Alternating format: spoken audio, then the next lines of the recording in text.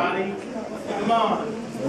If you read what this says, if you read this magazine about what it says and what it was focused on, and you came to the 2012 seminar, I think you came to the 2012 seminar. At what else? Yeah. And how many that were there like me?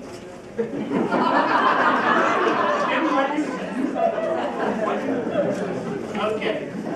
So Heaven is an old friend and a beautiful singer, an eloquent, beautiful, wonderful person. And she comes up the hallway and I see her and we hug her. I love her because it's just old friends. And I said, do you have a program so I can see what I'm supposed to talk about? She said, yes, but it's the one she's going to use to announce me. Right? So she says, well, don't worry, you just challenge. I said, no, wait a minute. I said, my wife writes this stuff.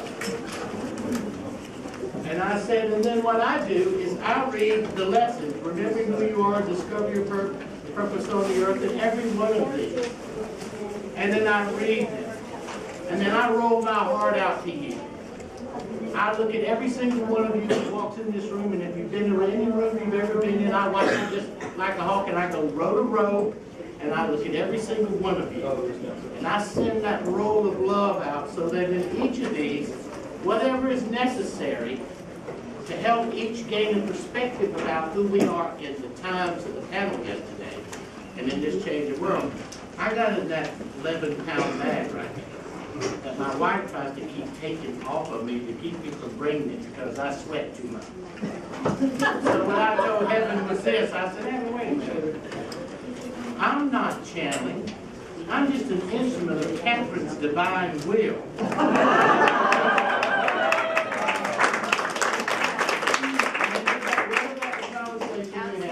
And here's Heaven. She said, where is that?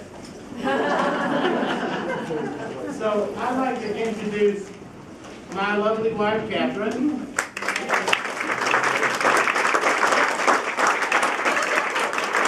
My beautiful and wonderful friend, Heaven.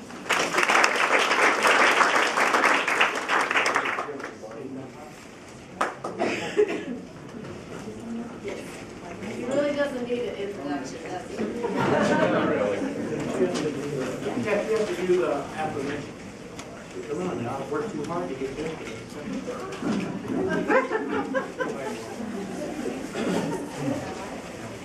So introduce my wife and she'll introduce me.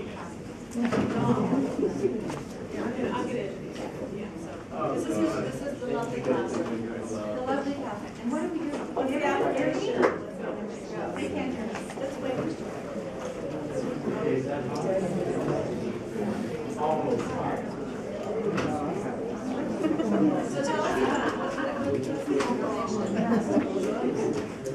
Okay, so while we're waiting for the microphone, Yes. everybody take a deep breath. I swear to you, if you pace yourself, if you read this, and you pace yourself in your breath and in your heart, we'll get the answer. Affirmation. In order to move through this next period, in order to take the next 4 years by the tail, instead of it holding you, you grab and you hold it. And you're going to need certain specific rules at which to function spiritually by, or that wave will take you out as fast as you are watching Egypt and Tunisia, Libya, and the countries where they're in the streets right now. You must run and operate by certain rules. I discovered them 2 ways. Being dead 3 or 4 times, and being in love with my wife.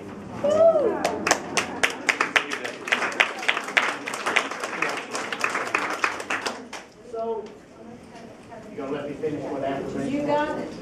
Okay, so what an affirmation is 50% of the deal. Yes.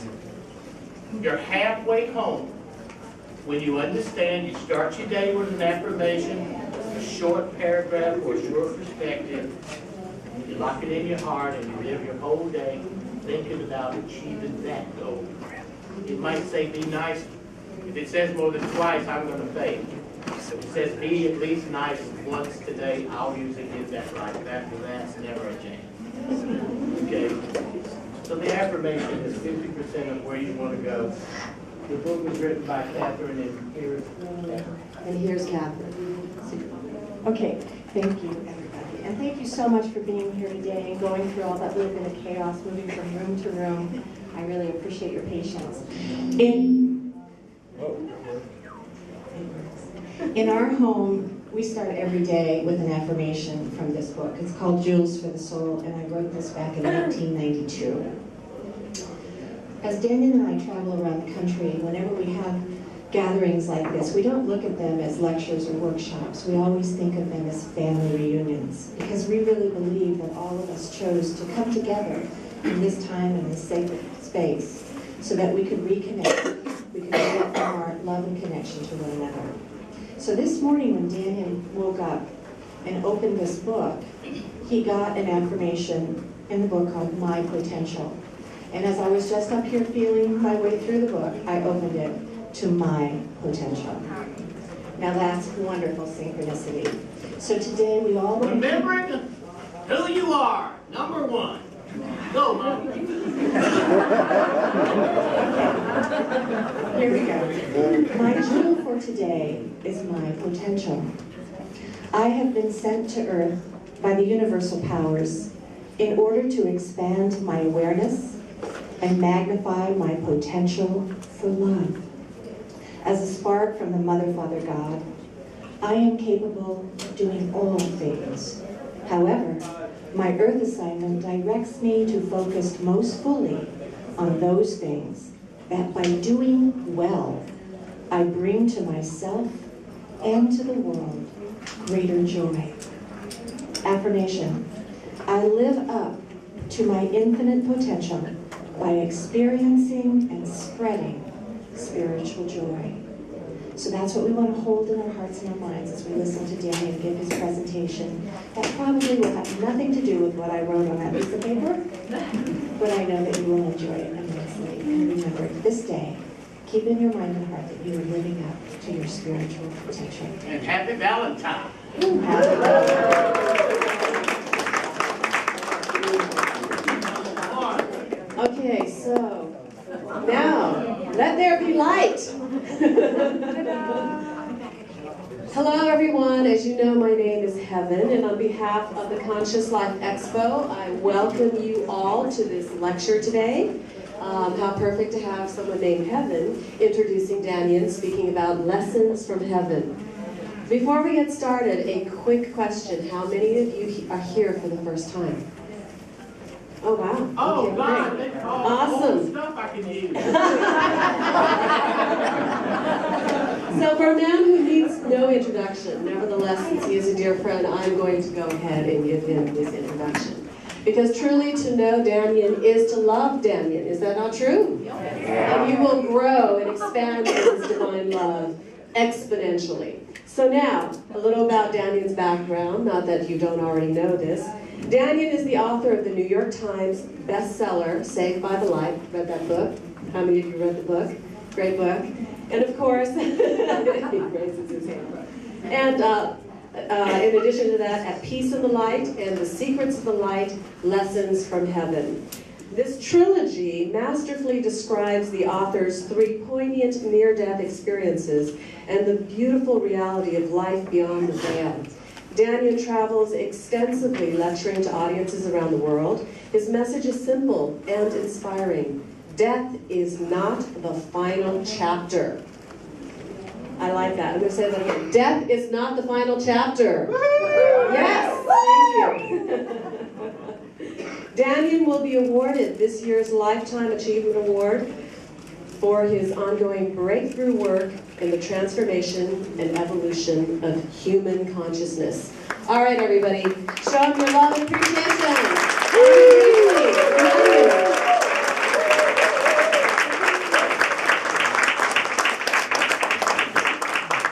Okay, hold on. No, you hold on. No, you hold on. It's my time. It wasn't Lifetime Achievement Award. It was the triple Lifetime Achievement Award. Now, wait. Everybody, this is Robert. Robert creates this. He goes on the line, he uses everybody's credit card, his wife pays him for credit card, but he puts this on. So when they told me I was going to get the Lifetime Achievement, the triple Lifetime Achievement, I thought for a moment. I said, you know, I know the deal. Zechariah passed 2 weeks after he got it. So here's Robert and George Norrie and Robert Perella and Tim Guns. They're all sitting around, and I can hear Robert now. Oh, I got it. Let's give it to Dannion next time. Number one, if he dies, we won't give it anymore. We'll change the name. If he doesn't, we've cleared the way to give it to other people. So let's give a hand to the person who makes this possible.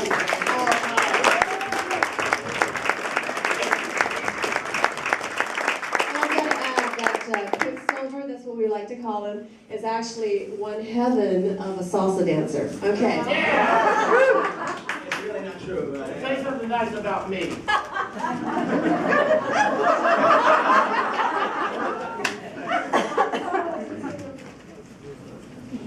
Silence.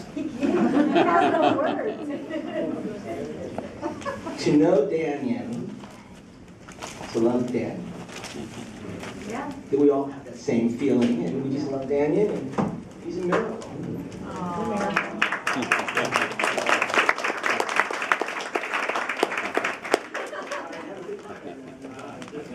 saw your lovely face. Okay, so lesson number one. Are we in that time of crisis? Absolutely. Lesson number two. Are we happy about it? Yes. Absolutely. Why? If ever there was going to be the opportunity to bring stability, integrity, and spirituality into chaos, it's now, or it will never happen. The world is showing us who we better become as spiritual, dynamic beings in the greatest country ever created, or roll over. One of those two places. We either will see a world war or we will see world peace. It's in the Middle East in the news today. They're beating people in the streets in Algeria, not in Syria, in Tunisia, in Egypt, in Saudi Arabia, in Yemen, in Iraq, in Iran. Today. Now, if you put it in common terms, that's $8 a gallon oil. That's gasoline at $8 a gallon. The same it is in Norway. Except in Norway it's $11.25 a gallon. So knowing who we are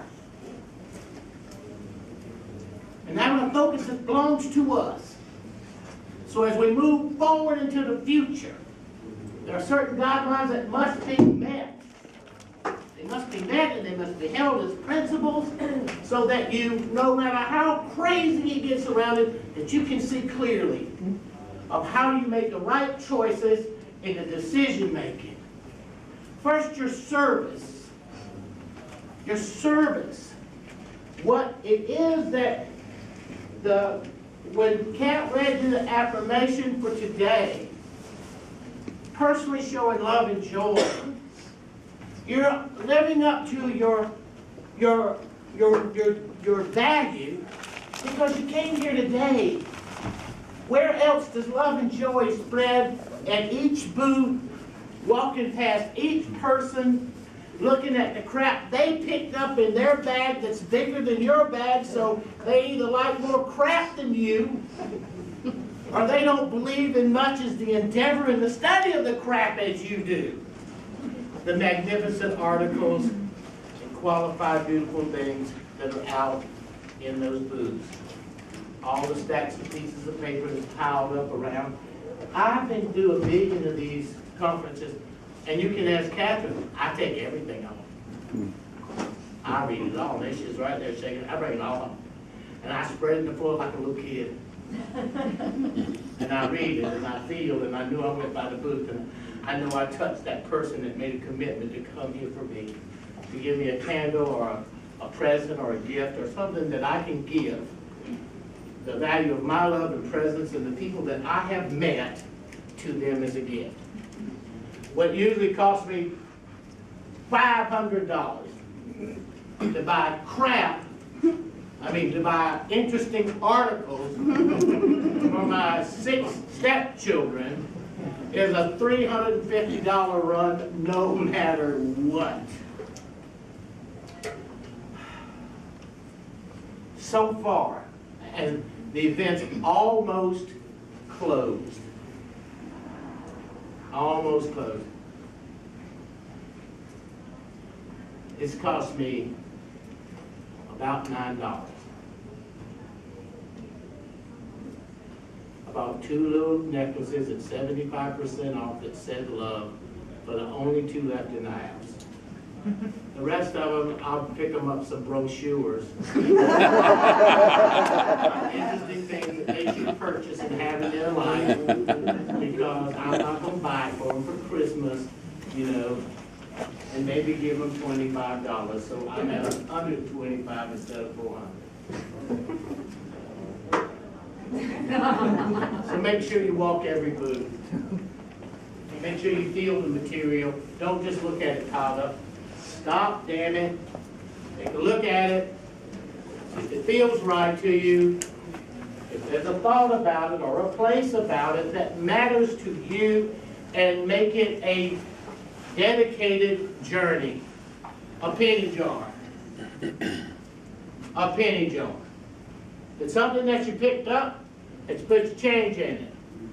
Just a change at the end of the day, and you put a penny jar. It's not about that you'll ever have enough money to take the boat cruise or fly to Spain, or any of that stuff. It means that in your spiritual consciousness, in your ability to manifest based on spreading joy in the world, which was your affirmation, that penny jar and that change sets it in motion in a dynamic that the electrical magnetic universe, the one that makes up this crap, the one that makes up all of this, the one that creates that, an unsolvable, there is no solid material in the universe. Science can prove today, at this moment, there is nothing solid in the universe. Nothing. So the world that created that turns into a penny jar. Because every time that ching sounds, you're 1 penny closer to fulfilling a dream or something in your heart that you wanted to have, based on spreading love and joy.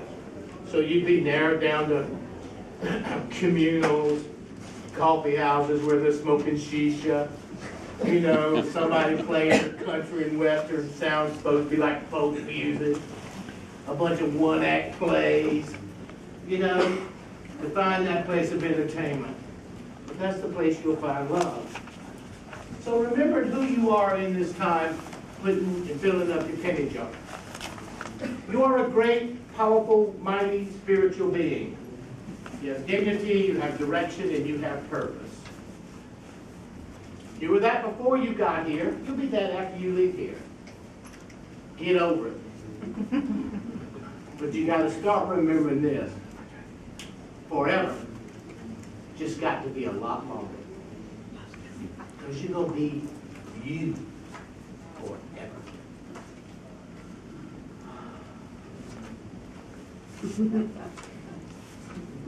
Better breathe, kids. Because you can quit breathing and you can hold your breath for 15 minutes. I'll just climb the best ones of you and I'll have you diving for pearls in Tahiti sometime on Wednesday. Because you can hold your breath for 20 minutes. But nonetheless, what I just said is true. So breathe.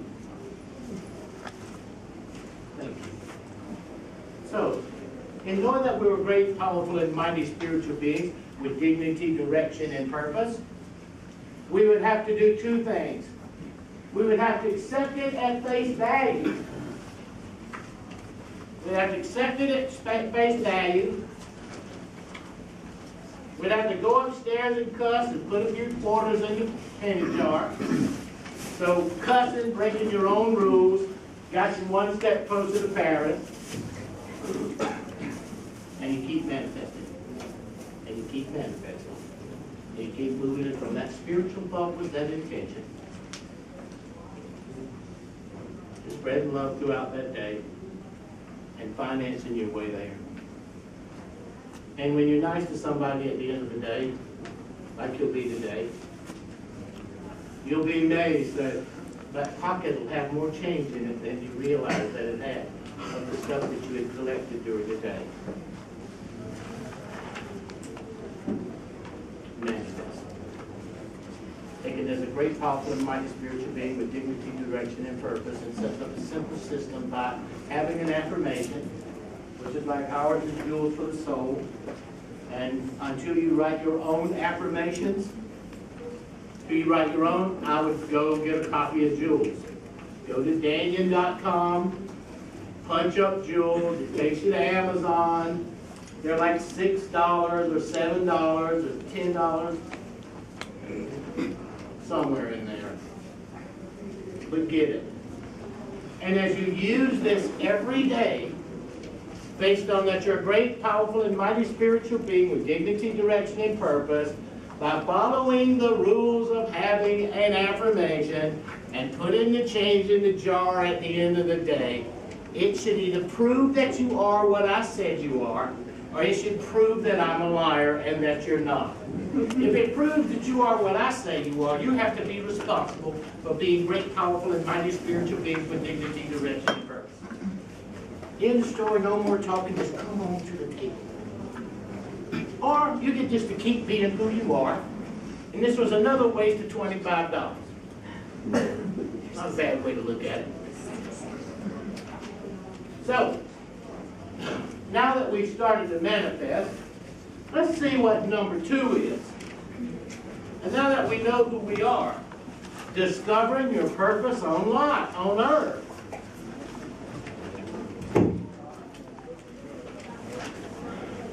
Your purpose on earth is this.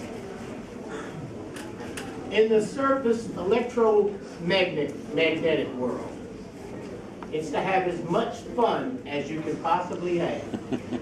Enjoying that you get to hold things and look at them. Things that you can conceive of as objects of affection, whether it's a vase, a piano, a child, no level of possession or ownership, but a qualitative value of, in this level, of there is an object, a person, a chandelier, the way a painting is done, that there is an object that you can touch and hold, and that you can sense the nature of separation between you and it. Over there, there's no object holding. There's no hugging. There's mergence. A higher, more sensual frequency than you will ever understand as I describe it to you from over here. But trust me, it's over there.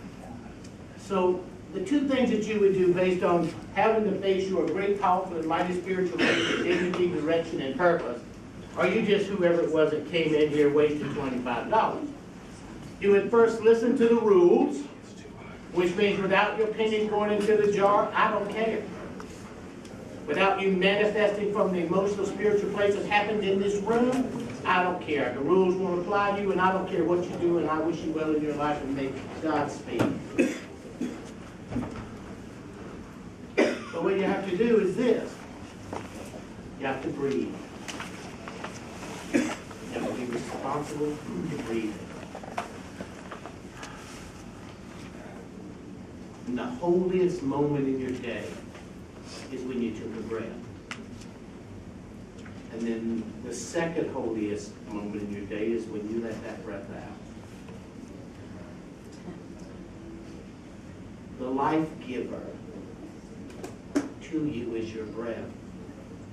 Whatever has happened to you, that it has not become the most precious possession you have, has allowed you to believe you are sane when you are absolutely crazy.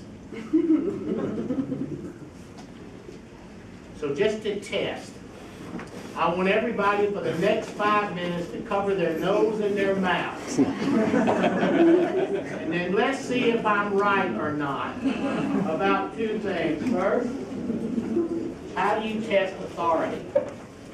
How do you test the rules of authority so that you can come to certain conclusions based on whatever that person standing up here is saying in any of these rooms, anywhere they want to stand up and say, I get it from the dead.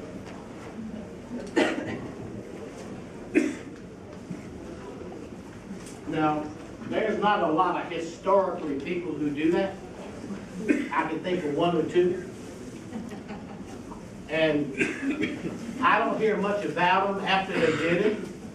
They either rose into heaven. Nobody knows what Lazarus did after he came out of the cave. What did Lazarus do when he came out of the cave? When Jesus said, Lazarus, come forth from the dead. What did he do? I think he went back to farming. Had a wife and some kids. So how did I get to be able to come to the conclusion, because you're questioning the authority of the decision of why you're going to put the money in the jar. All that little jar, change it in today based on an affirmation. And as that jar increases and you watch it, you will transform and change into knowing about yourself in these times that you would never gain any other way if you didn't know these rules. And you learn these rules from being dead. You don't learn them from being alive. And you learn these rules from being dead and being paralyzed and spending 2 years to learn to walk and feed yourself.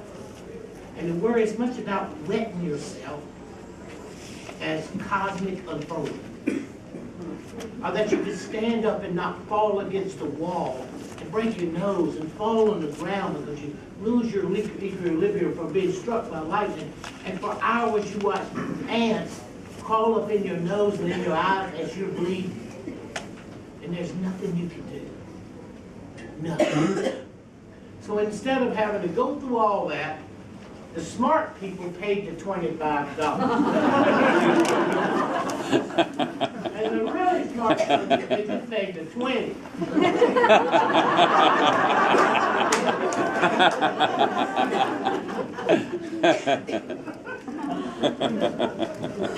So, 1975, I was struck by lightning. Never heard of the near-death experience. Raymond Moody had not written his landmark book. Blah, blah, blah, blah. I'm from South Carolina. Yeah, these are friends of mine. Yeah, these are friends of mine. Let them in. Don't hurt them. Can we get some chairs? Right there. Young man, would you let me get chairs for these ladies? Big young men. There's a chair up here. We got chairs over here. Well, teamwork. We're spreading love. Didn't mean to disrupt. It's okay. You are to disrupt me, girl. I was just at the point where I was struck by lightning again and in enormous pain. I was suffering like nobody's business. My heart was falling, my nose was broken, and ants was in my eyes, and I was peeing on myself. You came in and didn't mean to interrupt. Oh, all right.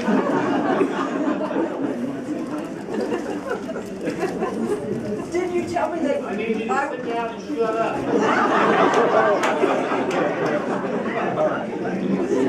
She's a friend of mine.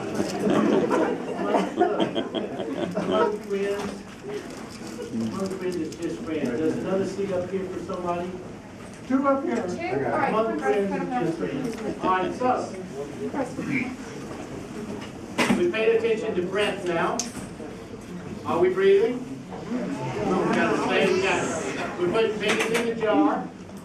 We're breathing, and we're trying to figure out how I can have the right to call you great, powerful, and mighty spiritual beings with dignity, direction, and purpose at the end of time.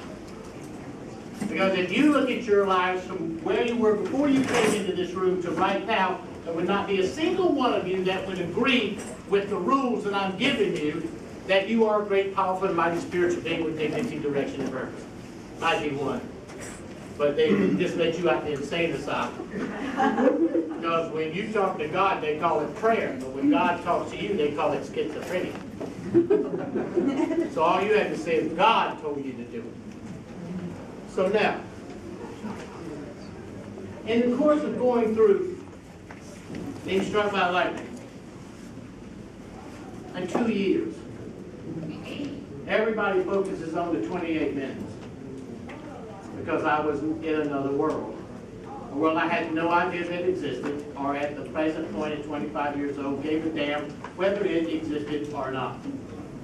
It was of absolutely no interest to me whatsoever, and if it did exist, it was based on nonsense that I'd been taught as a child in religion. That the world was invented in 6 days, it flooded, you know, everything got put on a raft. It rained for 40 days. Yeah, it was like Gulliver's Travels or like Gilligan's Island. And then they got off after 40 days and 40 nights with nothing to eat, so they thought it was all right to eat some of the animals. So they ate the dinosaurs and the unicorns.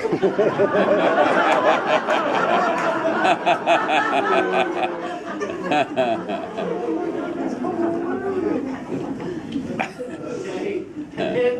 And I'm like, boy, now I have to go fast because I got to get you guys to sign up for the Twilight Brigades because I have a training on the 25th, 26th, and 27th of this month at the West Los Angeles VA, and I need 8 more people. So if you want to figure out, put the pennies in your jar. This first payment that you make to come take the training with me, because I need 8 more of you, is imperative. So remember, that's my intention. And I have to finish this project in time enough to give you time to sign up with my wife Catherine and with Terry in the back and Will, Kathy, wherever she is, a herd of us that gather together to do this. So I'm straight up with you too. There's 75,000 veterans passing every 30 days. 75,000. For them to die alone, and we not visit the greatest generation who fought in the last war. There hasn't been a war since World War II, everybody. These are other police conflicts. The only time you can have a war, no matter what Bill O'Reilly says, or what Hannity says, or what Wolf Blitzer says, screw them.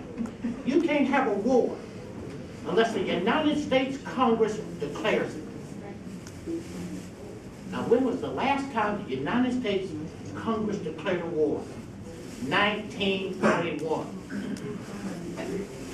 We have not fought one since then. And anybody that says that they've been in a war, they only been in a police action or a conflict that ended in an armistice, a treaty, not a resolution of the war. We have a treaty with Vietnam. We have a treaty with Korea. We're developing a treaty mechanism with Iran and with Iraq and with Afghanistan. Not a defeat of an enemy, but a treaty. Bringing the Taliban into the Afghanistan government. And they were the people we drove out that supposedly sent them 19 Saudi Arabians to blow up the World Trade Center.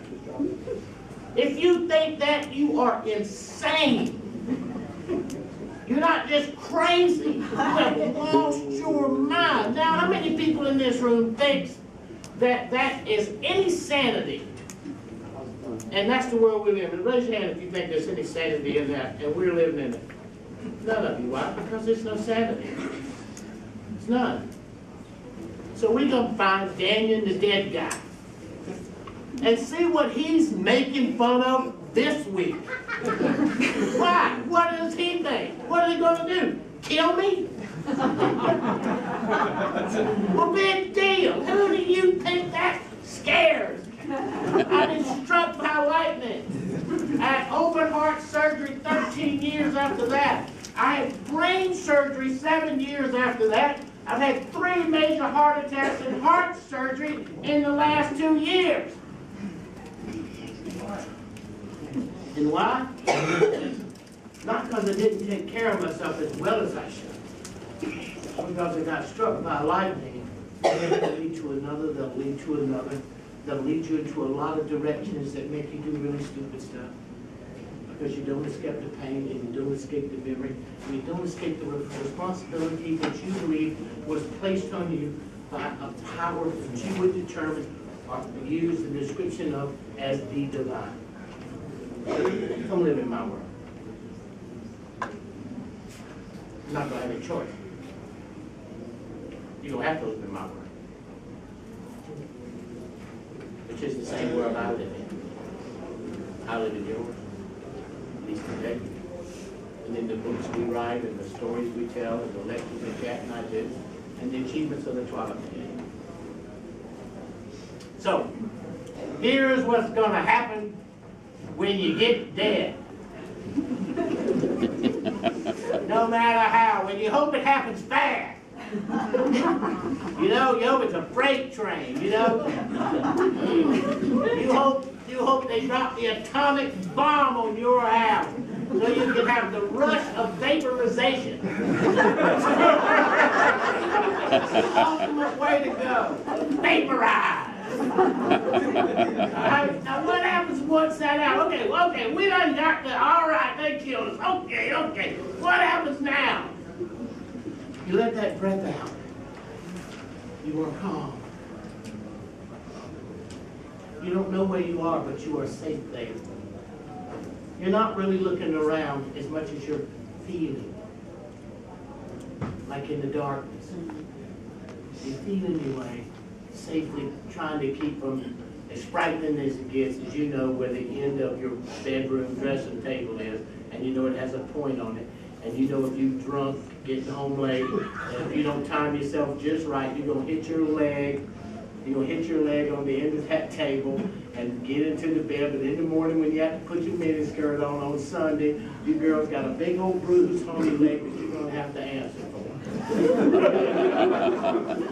And that's as scary and as frightening as this place gets.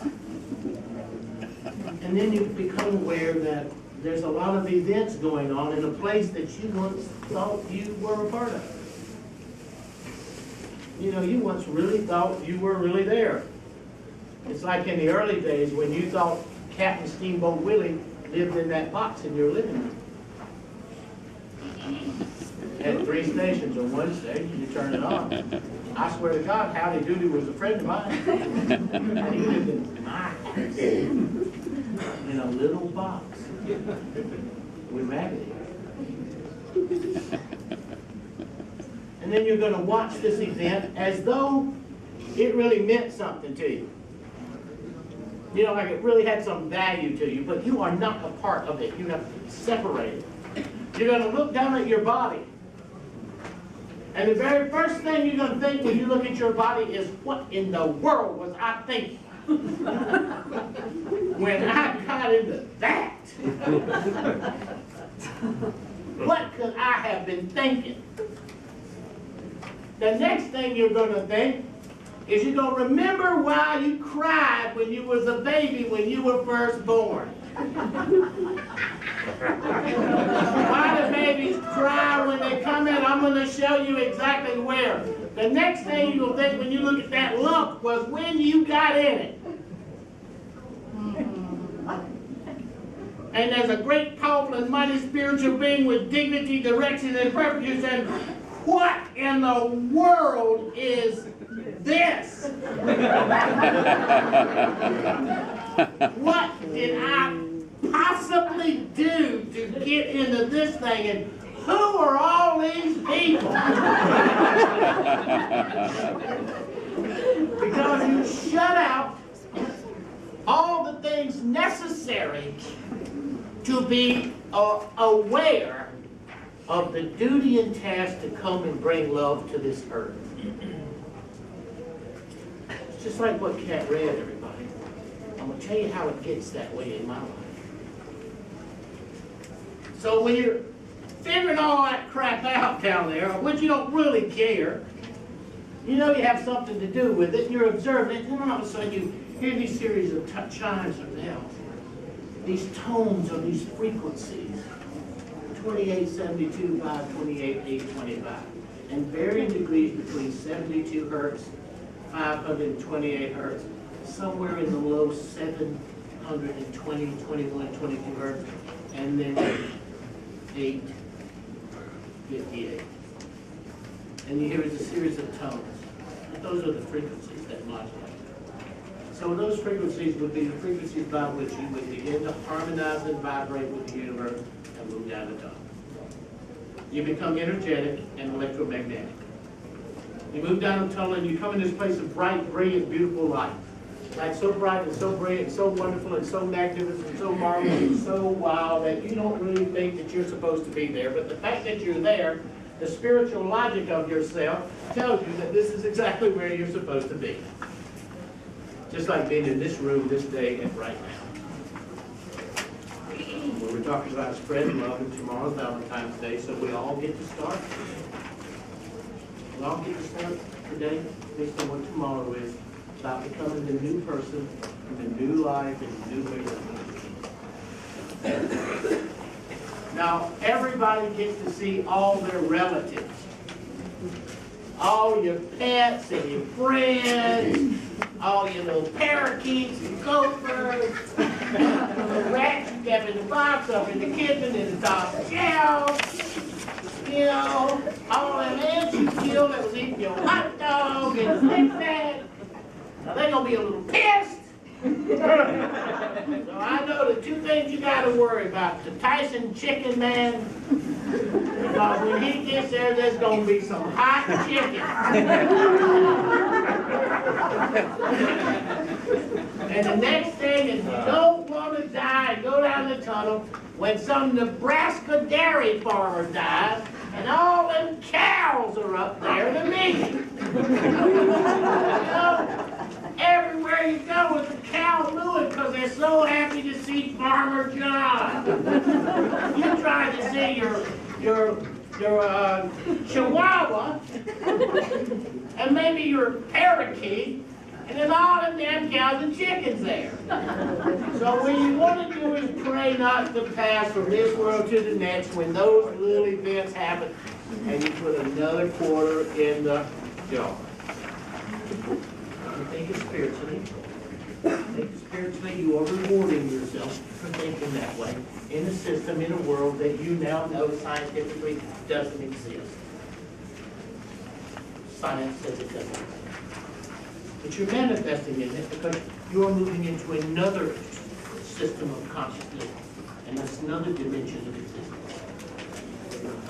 The one of where you came from, the same place you go. Back to where you be.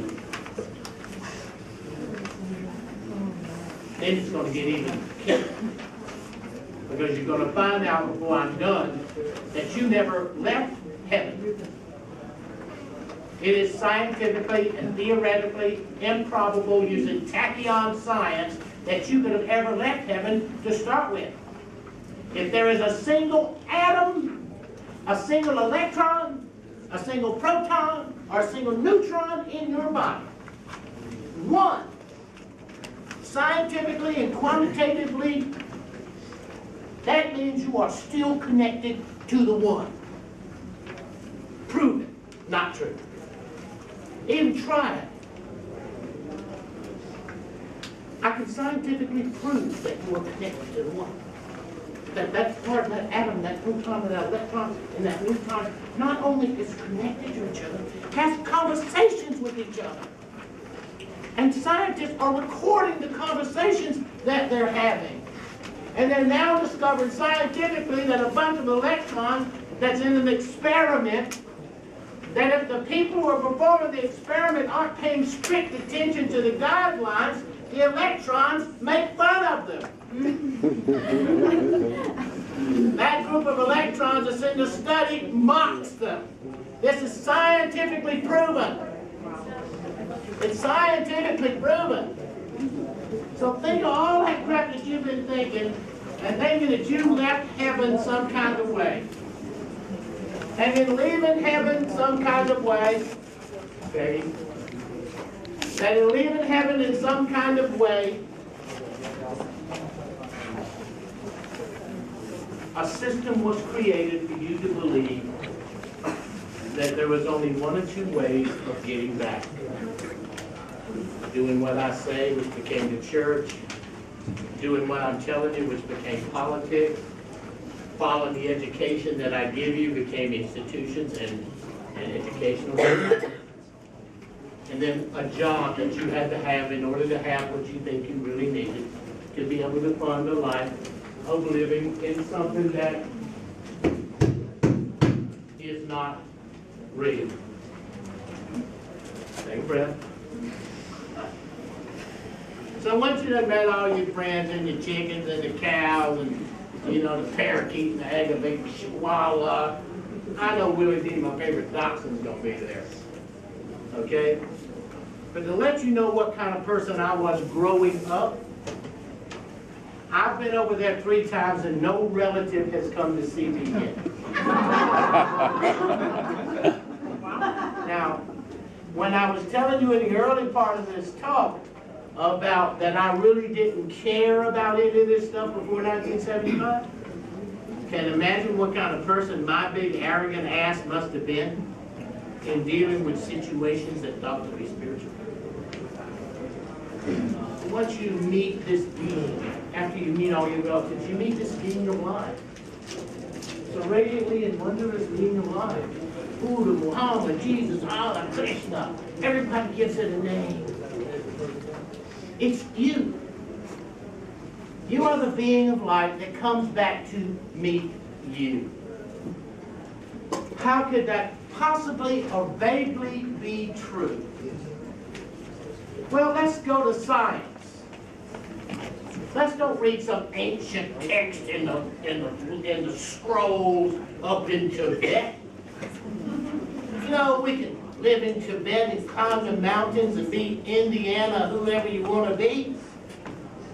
Or you can get a basic physics book at any library at any college. You can open it up and look up an atom. What is an atom? An atom is the basic composition of all physical matter in the universe. And it has electrons in it, usually 8, and it has a little nuclei. And that's an atom.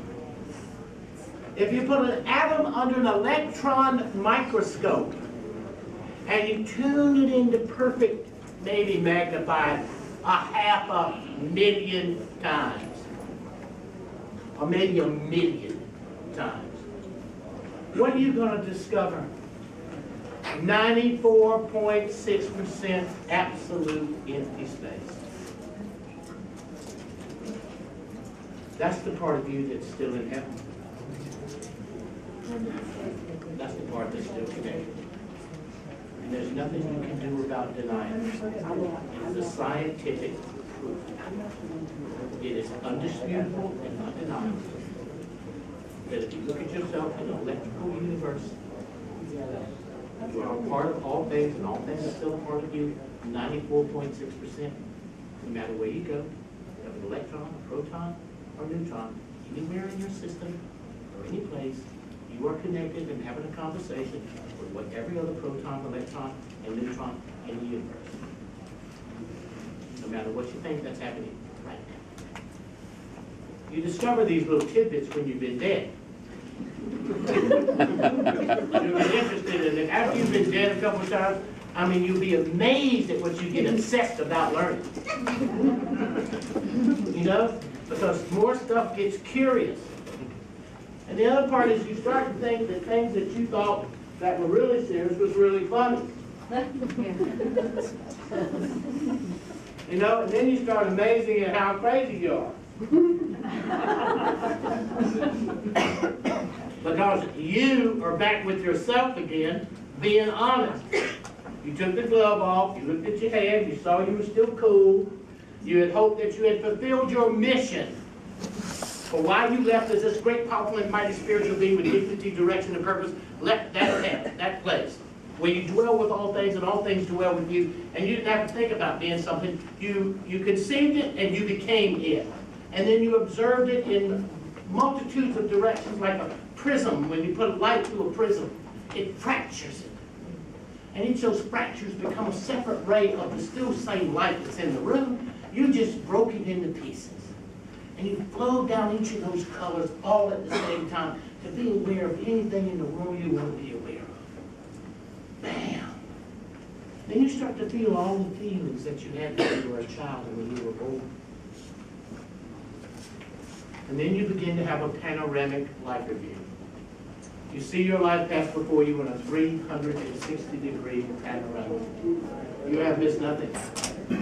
You know everything that ever happened from the very moment that you were born. How many hairs was in the nose of the doctor who pulled you from your mother? I am positively sure you counted them.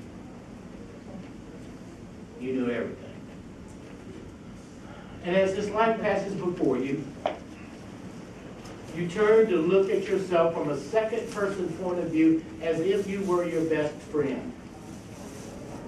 Usually it's called relationships, friendships, and for me, it's me and Kat, it's marriages. You know, you look at yourself as your best friend, and you look at the choices that you made. You will never make a wrong choice. You will just not always make the right one because you forgot that you were a great, powerful, mighty spiritual being with dignity, direction, and purpose. Because somehow you forgot to do your affirmation in the morning to cover 50% of your day, and you forgot to take the change out of your pocket at night and put it in the damn penny jar. Stay into the system, everybody. Keep manifesting that you watch that jar and you hold it and hold it in.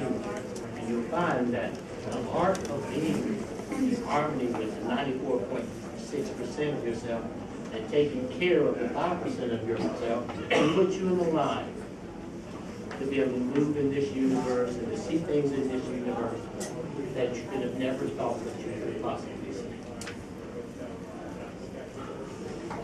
Now, when you're looking at those choices, you start to look at a whole value system of yourself as a spiritual being. And just before you get a grip on starting to rationalizing why you made that stupid a choice, you all of a sudden become every person that you've ever encountered. And you feel your direct results between you and each of those people. You feel the direct results of your interaction. What does that tell you? It tells you no one ever gets away with anything. No one ever gets away with anything. So what becomes powerful? Forgiveness. It's hard for me. Because I don't like almost anything. I like almost nothing. Things piss me off. But forgiveness becomes a power. It becomes a power. And every time you look that you forgave it, so that you didn't get between them experiencing it as truly as it was a reward for you, pain for you, misunderstanding, something that hurt really bad, something that made you really happy. Everything. You have missed nothing. Nothing. And then judgment. Judgment. Well, if you're listening to Christians, which is my favorite kind of people to listen to, that's where I came from as a Christian. All you ever did was talk about Jesus. And love. Now think about growing up with that. Really think about being dead and realizing that we're in judgment. Remember, we're in judgment, everybody. Remember where we are. I'll stay right on task. We're in judgment. Who judged you and how do you get judged? Don't forget where we are. Just putting money in that penny jar. Stay right where we are. Okay? So this guy is gonna duh.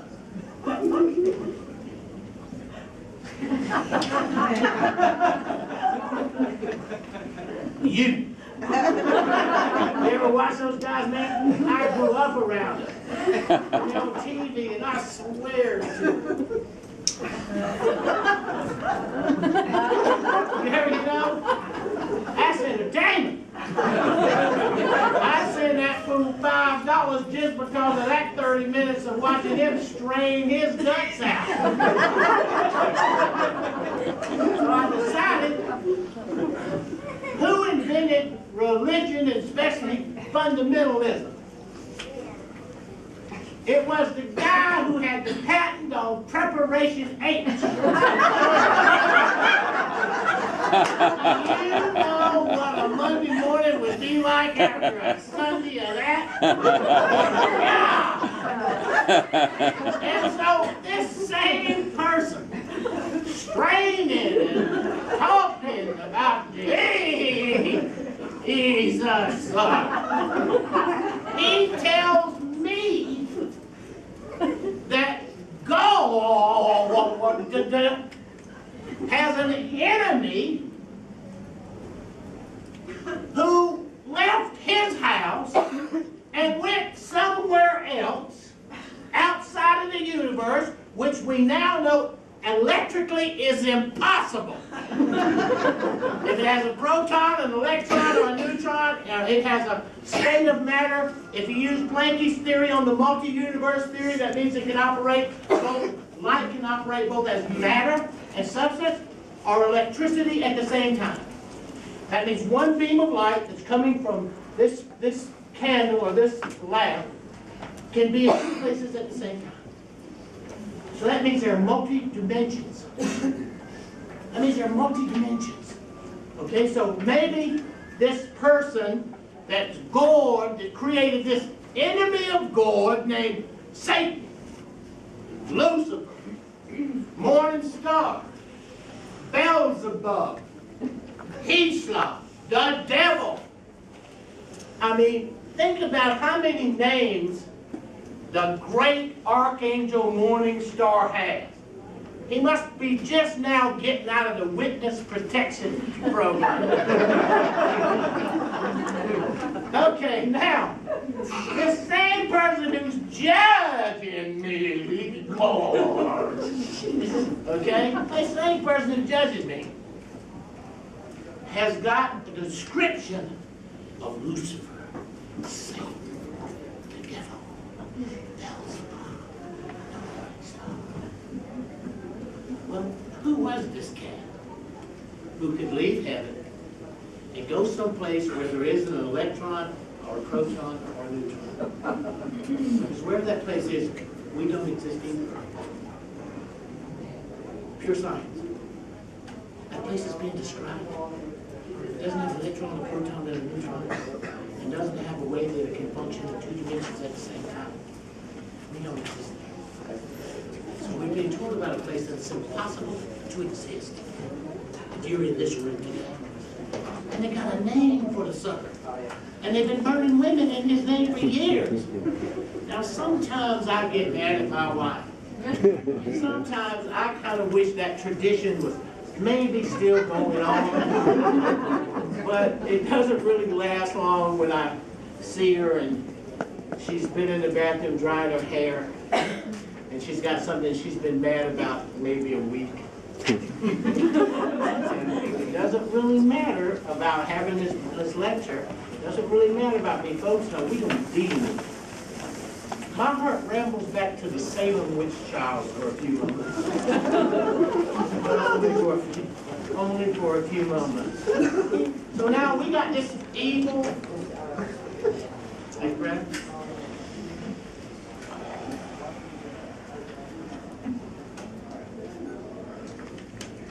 Now we got this evil, villainous, who? The greatest archangel of all time. Lucifer. The absolute